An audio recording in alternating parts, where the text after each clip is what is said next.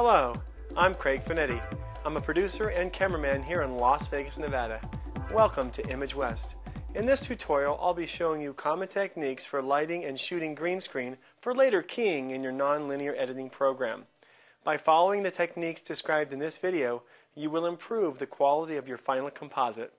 Whether you use high-end products like Final Cut Pro, Adobe After Effects, or Sony Vegas, or a low-cost solution like Movie Edit Pro or Adobe Premiere Elements. We have another tutorial where I show you techniques for using Adobe Premiere Elements 7 for chroma-keying out the green content of your footage and replacing it with a background, like the virtual studio sets available here at Image West.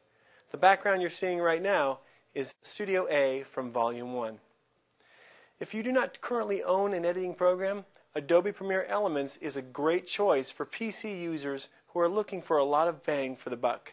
It is compatible with most other Adobe video products and is priced in around $130. First, a word about format. It is recommended that green screen should be shot on broadcast formats like Betacam SP, Digital Betacam, or High Def. Naturally, the higher quality format records more information, and that includes more color information. This higher color information allows for a better key.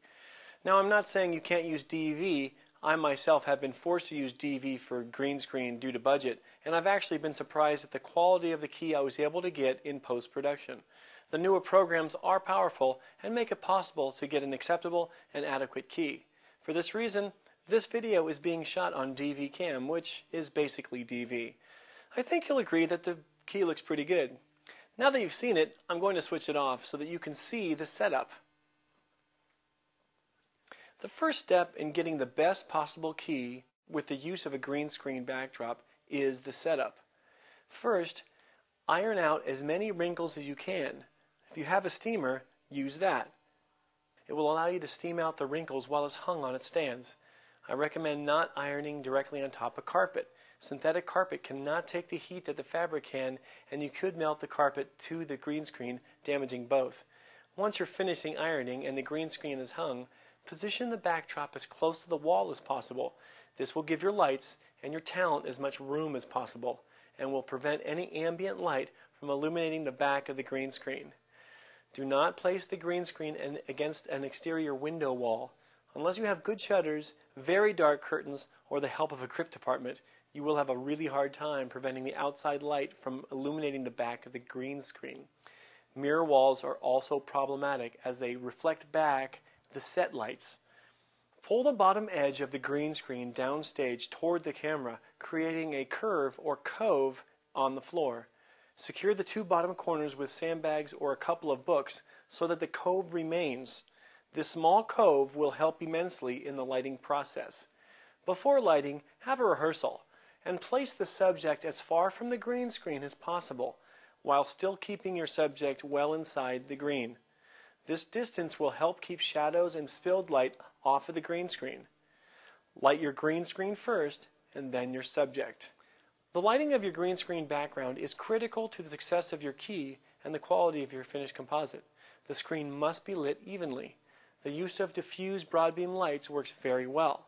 For this shoot, I'm using two 4-bank selectable cool fluorescent lights available from Image West. The fluorescent lights give a softer light and good uniformity on the green screen.